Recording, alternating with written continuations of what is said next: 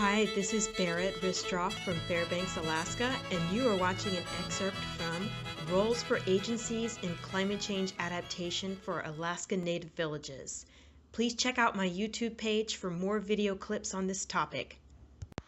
In this video clip, I want to talk about what agency staff can do to address climate change adaptation, even without changing regulations or statutes.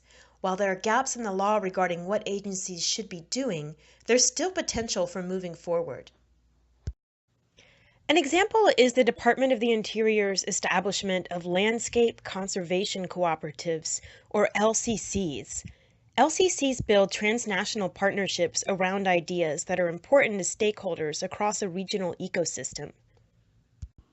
Another example is the National Oceanic and Atmospheric Administration, or NOAA's, Regional Integrated Sciences and Assessments Program, including the Alaska Center for Climate Assessment and Policy. These connect researchers and community adaptation needs. Agencies can also work on agreements about how to cooperate on different aspects of climate change. Even when different agencies' missions conflict, they can come to agreement on some issues.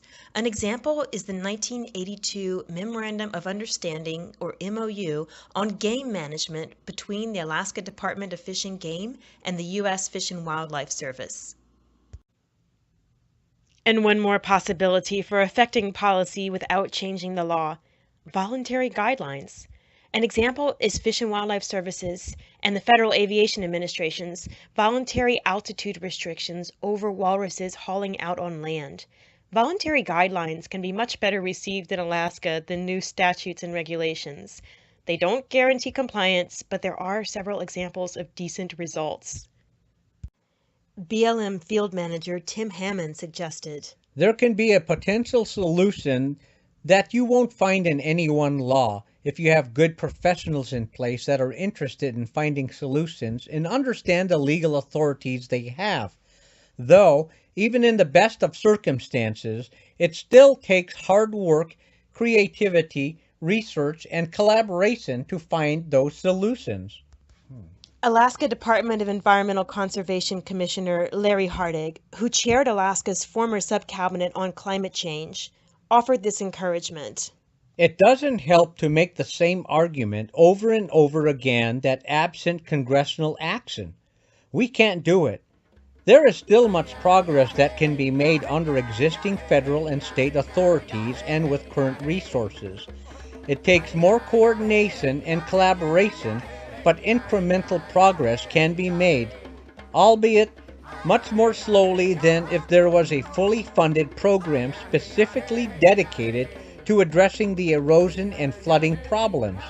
I am hopeful that showing consensus among the local government, tribe, state, and federal agencies regarding what needs to be done in each community at risk and having a history of successfully working together there will make it more likely we get funding for those communities. One barrier to acting, especially for newer agency staff, is not having information on what's happening in villages and on the existing laws and programs that could help. Ideally, an agency has the resources to provide newer staff with training regarding options for working with villages, such as the underused provision for co-management in the Alaska National Interest Lands Conservation Act, or ANILCA, Section 809. It's important for training to cover the human dimensions of management and cultural interchange. A good example is Fish and Wildlife Service's cultural sensitivity video available on YouTube.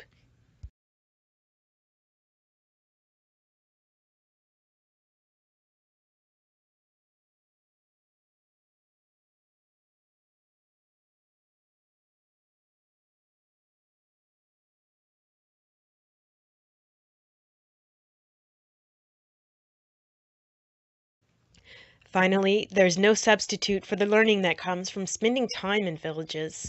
It's important to budget for field managers as well as senior officials to come out to villages for a couple of days. Thanks to my musicians and participants, and thank you for watching. I hope you'll watch more of these video clips or check out my Google Drive for written strategies.